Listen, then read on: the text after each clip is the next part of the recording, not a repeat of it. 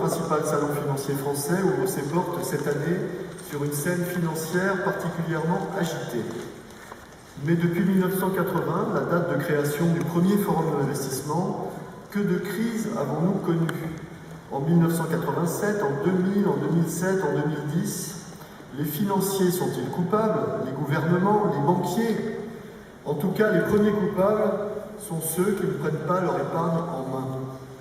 En effet, combien de reprises et de périodes euphoriques avons-nous également connues, pour lesquelles certains investisseurs mieux informés ont pu tirer parti?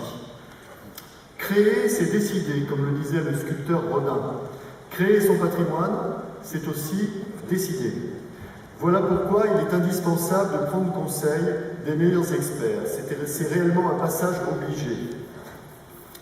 J'ajouterai que dans le cadre du Forum de l'investissement, vous allez non seulement rencontrer les meilleurs experts, mais vous allez pouvoir bénéficier de la réflexion et de la présence des journalistes les plus compétents.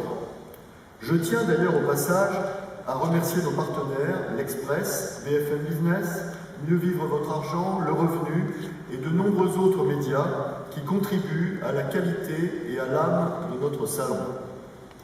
Les 2 jours du Forum de l'investissement vont vous donner l'occasion d'entrer de plein pied dans les sujets les plus brûlants de l'actualité. L'évolution économique mondiale, une fiscalité en pleine évolution, les incertitudes concernant les marchés financiers, la place croissante d'Internet dans nos placements. Tous ces sujets, vous allez pouvoir les réfléchir, les résoudre, à la fois dans nos nombreuses conférences, dans les ateliers, ainsi que dans l'exposition où une centaine d'exposants sont présents pour vous informer. Je remercie tout particulièrement Yves de Kervel du Figaro, qui a eu l'initiative d'organiser depuis plusieurs années le débat d'ouverture, en invitant les grands patrons à s'exprimer sur leur stratégie. J'espère que cette première conférence va nous entraîner avec eux sur la voie de la reprise, du succès et de l'efficacité. Je vous souhaite un excellent forum de l'investissement et je passe la parole à Yves de Kervel. Merci. Merci Roland. Bonjour à toutes et à tous. Merci d'être venus ce matin pour ce premier débat du Forum de l'investissement. Alors, ce débat est intitulé Les grands patrons dévoilent leur stratégie. En fait, on va davantage parler conjoncture que stratégie, ou plutôt de quelle manière ils vont nous expliquer comment, face à une conjoncture particulièrement troublée ou en tout cas changeante, eh bien, ils adaptent leur stratégie de manière globale, parce qu'on a affaire ici, sur ce plateau, à des dirigeants de grands groupes qui sont implantés partout dans le monde, et c'est ça leur caractéristique, c'est ça qui va faire l'intérêt de cette discussion ce matin. Donc, je n'ai pas besoin de vous le rappeler, tout cela intervient à l'aube d'une année 2012 qui est encore très incertaine à cause notamment de la crise financière qui vient de se dérouler, de la crise, on en parlera tout à l'heure, peut-être que certains diront qu'il n'y a pas crise de l'euro, mais enfin il y a une crise qui secoue en tout cas la zone euro. Il y a de toute évidence un ralentissement de la conjoncture en Europe, aux États-Unis aussi, en Asie également, on constate des signes de ralentissement, on en parlera avec nos intervenants, et ce tour du monde des perspectives financières sera d'autant plus passionnant et facile à faire que je suis entouré ce matin et que vous avez devant vous 4 grands patrons que je vais vous présenter tout de suite. À la droite de cette tribune, et donc à ma gauche, Philippe Crouzet. Philippe Crouzet, merci d'être là ce matin. Vous avez été directeur financier du groupe Saint-Gobain, puis directeur général adjoint chargé du pôle distribution bâtiment. Depuis 2009, vous êtes à la tête de Vallourec, qui est un des leaders mondiaux de la fabrication de tubes pour l'énergie et notamment pour les forages pétroliers et gaziers. C'est une entreprise assez extraordinaire sur le plan notamment de la technologie, des positions mondiales. Vous êtes implanté un petit peu partout dans le monde, on en parlera. Et vous avez notamment comme parmi vos principaux actionnaires le Fonds stratégique d'investissement qui détient 5% du capital de Vallourec, FSI, dont le principal actionnaire est à ma droite, puisque c'est la Caisse des dépôts. À l'autre extrémité de cette tribune, Bruno Lafont. Bruno Lafont, vous avez 55 ans, vous êtes entré chez Lafarge il y a presque 30 ans, après une école qui forme plutôt des hauts fonctionnaires, qui s'appelle l'ENA. Vous avez dirigé plusieurs pôles, notamment en Allemagne, en Turquie. Vous avez dirigé la division plâtre. Depuis 5 ans, vous êtes directeur général et depuis 4 ans, vous êtes président-directeur général de Lafarge. Lafarge qui est quand même une entreprise leader mondial des matériaux de construction. Et c'est quand même un leader mondial français et vraiment implanté sur les 5, voire les 6 continents. Une entreprise vraiment totalement globale. Donc on pourra vraiment faire un tour du monde complet de la conjoncture avec vous. Et malgré tout, Lafarge est une entreprise, il faut le rappeler, qui est née en 1833. Henri de Castres, il n'est pas besoin de présenter, à ma gauche, vous êtes président d'AXA depuis 2000, vous y êtes rentré en 1989, après une carrière entamée au Trésor. Vous avez occupé chez AXA diverses responsabilités, notamment s'agissant des États-Unis, de la Grande-Bretagne. Vous avez également été chargé de l'intégration du groupe UAP dans AXA. Et vous êtes donc à la tête de ce groupe depuis maintenant 11 ans. Vous êtes très présent aux États-Unis, en Asie, en Europe, et vous gérez, entre autres, je crois, plus de 800 milliards d'euros d'actifs. Donc vous nous direz justement comment on gère actuellement une telle masse d'actifs dans une conjoncture financière assez troublée. Enfin, Augustin de Romanet, à ma droite, vous êtes directeur général de la Caisse des dépôts et consignations depuis 2007. Là aussi, c'est une vieille maison, puisqu'elle a été créée, je crois, en 1816, donc il y a presque 2 siècles. Auparavant, vous aviez consacré l'essentiel de votre carrière, ce que vous êtes toujours d'ailleurs, à ce qu'on appelle un grand serviteur de l'État. Vous avez été notamment directeur de cabinet de personnalités comme Alain Lambert, Jean-Louis Borloo. Vous avez été également directeur adjoint du cabinet du Premier ministre, secrétaire général adjoint du président de la République. C'est dire si vous connaissez bien tous ces rouages de l'État, mais aussi tous les fonctionnements de l'épargne, puisque c'est vous qui gérez, la Caisse des dépôts gère, il faut le rappeler, le livret A. Vous incarnez l'épargne et dans ce monde particulièrement troublé, la Caisse des dépôts et consignations fait un petit peu partie de ces valeurs sûres. C'est d'ailleurs vers vous que l'État se tourne actuellement pour y adosser une banque dont on a beaucoup parlé ces derniers temps, qui s'appelle Dexia. Alors, j'ai envie de commencer un petit peu par vous, Augustin de Romanet, puisque justement, à cause de ce rôle essentiel que vous jouez, pas une question toute simple. On a l'impression de vivre depuis 3 ans une succession de crises. Crise Lehman il y a 3 ans, crise de liquidité des banques, crise de solvabilité, crise des dettes souveraines maintenant.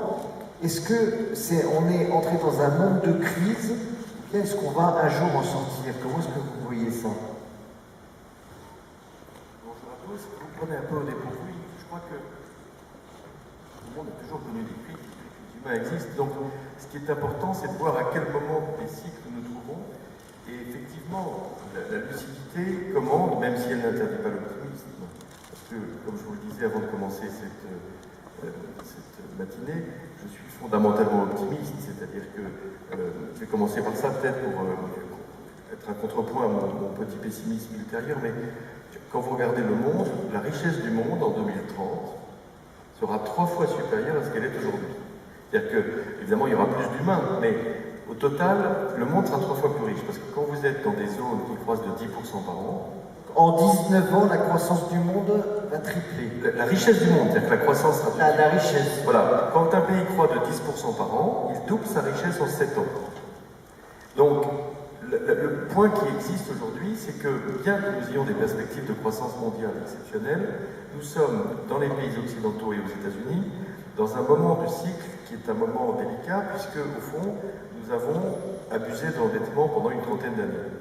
Si je voulais vous dire un peu quelle est ma conviction de façon résumée, je dirais qu'après la Deuxième Guerre mondiale, on a eu les 30 Glorieuses, qui ont été des années de reconstruction, de concorde et de financement équilibré.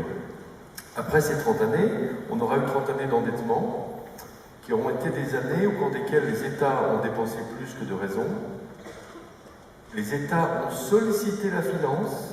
Je vous rappelle que la modernisation du marché financier en France, elle est intervenue parce que l'État avait besoin de se financer. Je vous rappelle que les subprimes aux États-Unis sont survenus parce que le président Clinton a voulu relancer la croissance de l'immobilier en favorisant des produits sophistiqués. Et nous allons entrer dans une phase au cours de laquelle il va falloir se désendetter. Donc évidemment, cette phase au cours de laquelle les pays européens vont devoir se désendetter est une phase au cours de laquelle il va falloir s'ajuster avec les pays qui ont beaucoup d'épargne. Songez que par exemple, le taux d'épargne en Chine est de 50%. Aux États-Unis, il est de 0%. Et chez nous, il est de 15%. Donc, ce qui est à l'œuvre aujourd'hui, c'est une redistribution des cartes à l'échelle du monde. Vous avez des zones qui sont très prospères. Vous avez des zones qui connaissent des difficultés d'ajustement, qui sont les zones de l'Europe et des États-Unis. Et donc, tout le défi pour nous, c'est d'aller chercher la croissance là où elle se trouve. C'est-à-dire, si j'employais une expression un peu triviale, je dirais qu'il faut brancher la croissance française sur la croissance du monde. C'est-à-dire avoir des entreprises qui soient exportatrices, qui soient implantées partout dans le monde, et développer pour la France des entreprises qui exportent. C'est tout l'enjeu de la multiplication des entreprises de taille intermédiaire, qui d'ailleurs se portent beaucoup mieux quand elles sont financées par la bourse. Donc je vous indique, pour ceux qui sont intéressés par l'investissement dans des valeurs moyennes, qu'il y a un biais de sélection positif pour les valeurs de taille intermédiaire. On observe que lorsqu'elles sont en bourse, elles ont en général une croissance un peu supérieure. Donc dès lors qu'on fait l'effort de bien sélectionner les entreprises, de bien choisir les dirigeants, il peut y avoir des bonnes affaires à réaliser, à condition évidemment de sélectionner soi-disant ces entreprises. Donc quand vous parlez de brancher la croissance française sur la croissance mondiale, ça veut dire que vous, à votre échelle, Caisse des dépôts et consignations, qui avait une forme de fonds souverain, ça veut dire que vous allez multiplier les alliances, notamment avec les autres fonds souverains dans le monde. Alors moi j'ai pour répondre à votre question, parmi les activités de la Caisse des dépôts qui sont plus nombreuses, j'ai deux volets. Le premier, c'est de drainer des flux d'épargne du monde vers la France. Et c'est la raison pour laquelle je développe des relations avec les fonds souverains, parce que je crois qu'on a eu raison de les dédiaboliser. L'épargne des pays du Moyen-Orient, l'épargne de Chine, l'épargne de Malaisie n'est pas une épargne indigne. Et si elle vient s'investir dans des équipements français, surtout lorsqu'ils ne sont pas délocalisables, il n'y a pas de raison qu'on ne fasse pas financer nos lignes à grande vitesse ou nos canaux par de l'épargne qui vient d'autres endroits du monde. Une ligne à grande vitesse, ça n'est pas délocalisable. Donc autant utiliser l'épargne mondiale pour des infrastructures françaises. C'est la première mission que j'ai donnée à la Caisse des dépôts. Puis la seconde mission, c'est de renforcer les capitaux propres des entreprises françaises, de leur permettre d'être plus fortes afin d'aller chercher la croissance dont nous avons besoin à l'extérieur. Le développement du pays ne peut pas se réaliser de façon équilibrée si nous ne développons pas nos exportations. Et donc c'est la deuxième mission que j'ai assignée à nos équipes. Alors, Henri Castres, on voit donc, et c'est un petit peu ce que Augustin de Romanet vient de nous expliquer, on a une croissance mondiale qui reste très forte, et malgré tout, nous, tous les jours, on est assassinés de chiffres qui nous accablent, qui nous laisse croire que la France, la zone euro, l'Europe sont encalaminées dans une sorte de morosité et de croissance presque zéro. Comment expliquer cette différence et comment vous, en tant que patron d'un grand groupe, vous arrivez à jongler avec cette différence de rythme de croissance? Oui, alors, sur l'analyse, je crois qu'Augustin a dit l'essentiel. Cette crise, ça n'est qu'un des épiphénomènes d'un monde qui est en train de changer de façon très profonde. Et il s'est passé en fait dans les années 80 deux choses, quelque chose dans les pays émergents et quelque chose dans les pays développés.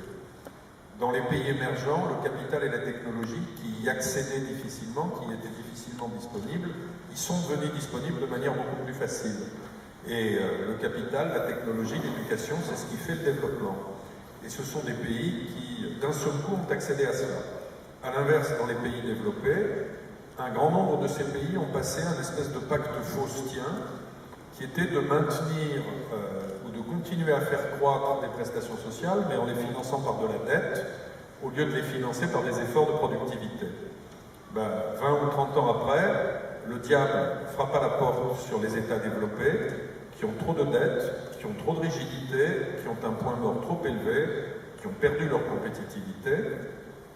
La France a perdu un marché sur 4 à l'exportation sur la dernière dizaine d'années. C'est-à-dire que là où nous exportions dans un marché mondial qui a cru, mais nos parts de marché à l'exportation se sont réduites d'un quart. C'est une perte de compétitivité majeure, là où ont émergé un certain nombre de pays qui ont accès au même savoir que nous, qui ont des points morts beaucoup plus bas. C'est ça qui fait le différentiel de croissance. Dans l'histoire, il y a des pays qui gagnent et des pays qui perdent. Un de mes exemples favoris, c'est le Portugal et la Suisse. La Suisse était le pays le plus pauvre d'Europe au XVe siècle. La seule chose disponible en Suisse, c'était les bras des Suisses qui allaient se secouer comme mercenaires. Le Portugal était le pays le plus riche d'Europe parce que c'était le premier qui avait accédé à la globalisation au travers des conquêtes portugaises et des explorateurs portugais. 4 siècles après, la situation s'était retournée. Le Portugal était devenu le pays le plus pauvre et la Suisse le pays le plus riche. Donc il n'y a pas de fatalité. Les politiques économiques ont une importance. Les États européens aujourd'hui sont en face d'un challenge énorme qui est un challenge de retour à leur flexibilité, de retour à leur compétitivité, et ça passe avant tout par la réforme de ces États, parce que leurs entreprises se sont assez bien adaptées. Et ça, c'est une grande différence par rapport aux années 70, où les États avaient des budgets à l'équilibre et des dettes à peu près raisonnables. Aujourd'hui, les États européens ont un problème de déficit, les États européens ont un problème d'excès de dette, qui n'est d'ailleurs pas seulement lié aux 2 ou 3 dernières années de crise. Les 2 ou 3 dernières années de crise ont été la goutte d'eau qui a fait déborder le vase. Le stock était déjà trop élevé avant. Les rapports sur la dette française, ils ne datent pas d'il y a 18 mois, ils ont commencé à sortir il y a 10 ans. Le rapport Pébro date de décembre 2005. Absolument, il date d'avant la crise. Mais c'est vraiment... vous savez, tout est dans la littérature classique. C'est les fables de La Fontaine sur... À force de crier au loup, un jour le loup est là. Nous y sommes, donc il faut faire des efforts d'adaptation extrêmement lourds. Aujourd'hui, ce qui se passe est intéressant. Moi, j'ai une crainte dans la discussion actuelle, c'est qu'on ne confonde le symptôme et les causes de la maladie. Le symptôme, dans les discussions de ces dernières semaines, ce sont les banques. Les banques, elles sont bien gérées. Les banques françaises, la plupart des grandes banques françaises, n'ont pas perdu d'argent, elles ont continué d'en gagner dans les crises. Vouloir qu'elles lèvent plus de capital, c'est traiter le symptôme. Elles n'ont besoin de plus de capital que si les États font défaut. La cause, c'est l'excès de dette. Que fait-on pour traiter cet excès de dette? Que fait-on pour baisser la dépense publique? Si on ne baisse pas la dépense publique, nous ne retrouverons pas notre compétitivité. Alors pour des groupes comme le nôtre, comme tous les groupes qui sont autour de cette table, les bilans sont solides, parce que les groupes français se sont formidablement adaptés à la mondialisation. Les opportunités existent. Nous investissons tous dans les pays émergents, c'est d'ailleurs plus ou moins facile.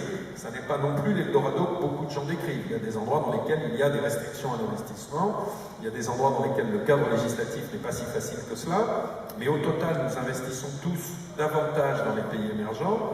Nous avons dans des pays développés des activités qui sont profitables, mais qui ont des marges qui sont en général plus étroites que dans les pays émergents, et des perspectives de croissance qui sont moins fortes. Donc naturellement, dans l'intérêt des actionnaires, on est porté à investir une partie croissante de nos cash flows dans les émergents et nous en entretenons la croissance. Ça ne veut pas dire que la situation est désespérée, loin de là, dans les pays développés. Ça ne veut pas dire non plus qu'on y néglige nos parts de marché. 80% de la richesse existante aujourd'hui reste dans les développés. Mais nous accompagnons ce mouvement de bascule. Ce que nous espérons, c'est que les États de l'Ouest sauront reconnaître le fait qu'il faut maintenant, de façon urgente, comme le dit d'ailleurs la Banque Centrale Européenne depuis des années, faire des réformes de structure assez profondes pour revenir à des règles qui sont simples, qui sont celles que connaissaient toutes les générations précédentes. Un État, c'est comme un ménage, ça ne devrait pas dépenser plus que ce que ça engrange. Et quand on est dans une situation dans laquelle les impôts sont déjà à des niveaux extraordinairement élevés, la manière de résoudre les problèmes de déficit, ça n'est pas d'augmenter encore les impôts, c'est de réduire les dépenses. Henri de Castries, on va revenir à la situation française tout à l'heure. On va refaire un petit... Manifestement, votre message passe bien. On va refaire un petit tour du monde avec Bruno Lafont, parce que vous êtes vraiment à la tête d'un groupe totalement mondial, Bruno Lafont. Lafarge est sur les 5 continents, comme je le disais tout à l'heure. Quel aperçu rapide vous avez de la conjoncture mondiale? On vient d'avoir un discours assez prudent sur nos vieux pays développés, et où il y a encore beaucoup de richesses, comme l'a dit Henri de Castries. Et quel regard vous portez actuellement en instantané et sur 2012 sur l'ensemble de la planète? Merci d'une question aussi large. Je ne vais pas donc insister trop sur le débat français. C'est vrai que maintenant 75% des capacités cimentières du groupe sont dans des pays émergents. Et c'est le travail qui a été fait depuis une quinzaine d'années, justement pour placer ce groupe par rapport à la croissance, puisque 90% de la construction des 20 prochaines années se passera dans les pays émergents. Et si on regarde le monde actuel, on voit bien qu'il y a un contraste très fort entre les pays développés qui sont à un niveau très bas de construction, historiquement bas, et qui a du mal à repartir, bien qu'il y ait des contrastes entre les uns et les autres, et le monde émergent qui globalement continue à croître. Ça, c'est la situation globale. Si je vais un peu plus dans le détail, dans les pays développés, vous avez des États-Unis qui sont très très bas et qui ne redémarrent pas. Et vous avez en Europe un contraste assez fort sur une France et une Angleterre qui résistent assez bien, mais qui sont toujours à niveau bas, mais qui sont plutôt un peu mieux orientés, et des pays de l'Europe du Sud qui souffrent beaucoup, comme l'Espagne et la Grèce. Dans les pays émergents, vous avez pratiquement uniformité de croissance, évidemment à des degrés divers, mais les croissances de la construction, en tout cas des marchés du ciment, c'est entre plus 5 et plus 10% suivant les pays. C'est vrai en Amérique latine, c'est vrai en Afrique, c'est vrai en Asie. Alors quand on regarde le potentiel, pour nous le potentiel est d'autant plus fort que la consommation de ciment est faible. Le ciment, c'est un produit qui correspond à un besoin essentiel, mais les Chinois ont commencé à consommer il y a une trentaine d'années. Les Africains sont tout juste en train de commencer. Donc le potentiel en Afrique est évidemment plus fort qu'en Asie, même si en Asie, vous avez des pays comme l'Inde, comme le Bangladesh, qui ont des perspectives de croissance qui sont très fortes. Alors, si je regarde également les autres éléments de la conjoncture actuelle, on vit, malgré cette croissance, dans un environnement qui est assez volatile.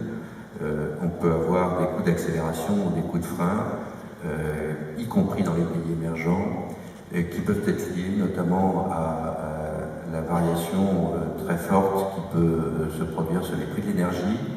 On voit une déconnexion, par exemple, entre les prix du charbon et les prix du pétrole. Les prix du pétrole varient, à mon avis, en ce moment plus vite que les prix du charbon, qui restent très élevés, parce que de plus en plus de charbon est produit localement, et notamment en Chine et en Inde. Et on voit également une forte variation des monnaies, qui peut avoir aussi des conséquences sur l'économie de tel ou tel pays. Mais alors pour 2012, ça c'est la situation 2011, pour 2012, je dirais qu'aujourd'hui, sur les pays développés, il y a une assez grande prudence dans les prévisions. Nous n'avons pas encore sorti nos prévisions d'année, nous le ferons qu'au mois de février, mais je dirais pour l'instant, nous sommes extrêmement prudents compte tenu de la situation des marchés aujourd'hui, et l'activité de la construction est quand même une activité d'investissement qui est liée à la situation financière de tous les acteurs de l'économie et bien entendu au niveau de la confiance. Pour les pays émergents, je pense que structurellement, la construction va être liée aux prévisions de croissance mondiale, et c'est vrai que même si les prévisions de croissance mondiale diminuent, elles sont toujours au-dessus de 3,5%. Ce sont les derniers chiffres du FMI. Et donc nous prévoyons une construction assez forte toujours dans les pays émergents.